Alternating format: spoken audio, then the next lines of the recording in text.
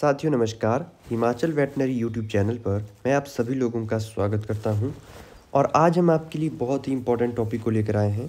Field में अगर आपको सर्विसाइटिस के केस मिलते हैं तो उन केस को आप किस तरह से हैंडल कर सकते हैं, किन किन बातों का ध्यान रखने की ज़रूरत है, कैसे डायग्नोस करना है और कैसे ट्रीटमेंट करना है, तो इसके रिगार्डिंग पूरी जानकारी मैं आपको इस वीडियो में देने वाला हूँ।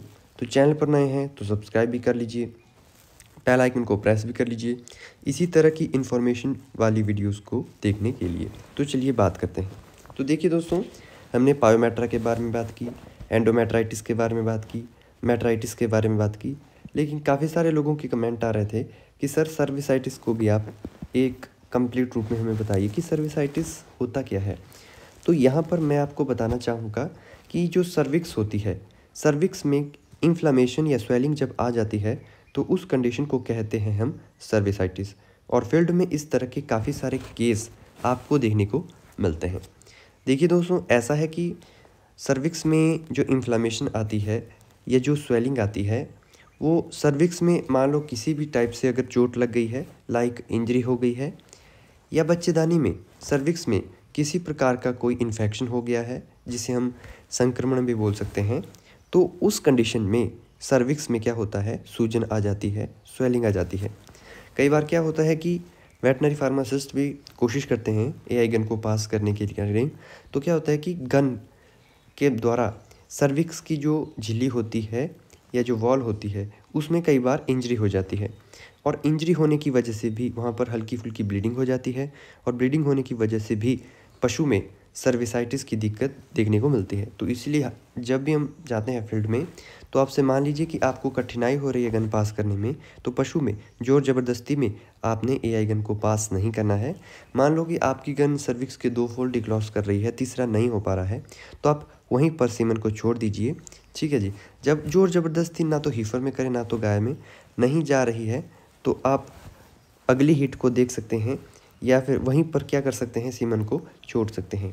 जोर ज़बरदस्ती नहीं कीजिएगा, मतलब किसी भी तरीके से पशु की सर्विक्स में इंजरी नहीं होनी चाहिए, और ये भी ध्यान रखना चाहिए कि कोई इन्फेक्शन या संक्रमण बच्चेदानी में ना हो। तो दिक्कत कर सकता है इन्फ्लामेशन की सर्विक्स में, जिसमें क्या होगा, पशु कंसीव करने में प्रॉब्लम करेगा, बार बार जो है पशु रिपीट होगा। आप एआई करेंगे या फिर बुल के साथ क्रॉस करवाएंगे, आपका पशु कंसीव नहीं करेगा जब तक कि आप एनिमल के अंदर सर्विसाइटिस का इलाज या सर्विसाइटिस का जो ट्रीटमेंट है वो नहीं करते हैं। तो इस बात का आपने बिल्कुल केयरफुली तरीके से क्या करना है, ध्यान रखना है। तो ये तो आपने समझ लिया। अब बात करते हैं कि हमने सर्विसाइटिस के केस में हमें पशु में क्या ट्रीटमेंट करना चाहिए। तो देखिए, यहाँ पर मैं आपको एक और बात भी ऐड करना चाहूँगा कि बुल के साथ भी जब एनिमल्स को, ठीक है, बुल के साथ भी गाय भैंस को जब बार बार क्रॉस करवाया जाता है, तो उस कंडीशन में भी जो ऑस होता है, ठीक है, वहाँ पर इंजरी होने के चांसेस बन जाते हैं, जिससे पशु के केस में सर्विसाइटिस मिलता है। डायग्नोस कैसे करना है, तो जैसे ही आप प्रैक्टिकल एग्जामिनेशन करोगे, सर्विक्स को पाल्पेट करोगे, तो सर्विक्स का साइज बहुत बड़ा होगा, बहुत हार्ड भी हो सकता है, और सर्विक्स नॉर्मल साइज से काफ़ी ज़्यादा बड़ी देखने को आपको मिल सकती है। हो सकता है कई केस में आपको म्यूकस यानी कि मवाद भी देखने को मिले। तो सर्विक्स क्या होगी, बहुत ज़्यादा मोटे साइज की होगी, और सर्विक्स में एआई गन को पास करने में आपको कठिनाई आएगी, दिक्कत आएगी। तो ये होता है सर्विसाइटिस। अब इसमें इलाज क्या है, ट्रीटमेंट क्या है। तो ट्रीटमेंट के तौर पर हम एंटीबायोटिक को पशु में इंट्रायूट्राइन दे सकते हैं, ठीक है जी। लीवोफ्लॉक्सासिन जो एंटीबायोटिक आती है उसको पशु में गर्भाशय के अंदर दिया जा सकता है। नहीं तो आप, और जो मैंने आपको बताई है लेनवो इंट्रायूट्राइन, वो भी आप पशु में दे सकते हैं सर्विसाइटिस के केस में।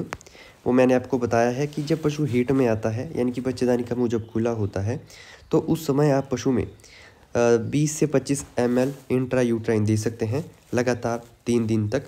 और उसके बाद आपने क्या करना है कि चेक करना है 20 दिन के बाद या 20-22 दिन के बाद, जब पशु की जो बच्चेदानी है उसमें थोड़ा सा आपको स्वेलिंग कम देखने को मिली है, साथ ही आप पशु में एंटीबायोटिक के तौर पर DCR का यूज़ कर सकते हो, एंटी इन्फ्लामेटरी के तौर पर फ्लूनिक्सिन मैग्लीमान का यूज़ कर सकते हो, एंटीहिस्टामिन के तौर पर एविल का यूज़ कर सकते हो 3 दिन तक, अगर आपको कंडीशन ज़्यादा क्रिटिकल लग रही है। नहीं तो आप इंट्रायूट्राइन भी चला सकते हैं पशु में। तो दोनों तरीके से आप पशु में क्या कर सकते हैं, इलाज कर सकते हैं, ट्रीटमेंट कर सकते हैं। और जब भी आपने पशु में एआई करनी है तो सर्विक्स को अच्छी तरह से पालपुलेट करो, चेक करो कि जो भी स्वेलिंग सर्विक्स के अंदर आई है वो थोड़ी सी कम हुई है, पशु का डिस्चार्ज आ रहा है, क्रॉसिंग कैसी है, ये प्रॉपर आपने पूरा देखना है। उसके बाद जब पशु की आपको लगे कि सही हिट में है, क्रॉसिंग सही है, उसके बाद पशु में आप एआई कर लो, चाहे आप बुल के साथ क्रॉस करवा लो, आपका जो पशु है वो कंसीव होने के चांसेस इंक्रीज़ हो जाएंगे। वीडियो अच्छी लगी हो तो वीडियो को लाइक करें, शेयर करें, चैनल को सब्सक्राइब करें। मिलते हैं नए और फ्रेश वीडियो में, तब तक के लिए धन्यवाद। जय हिंद।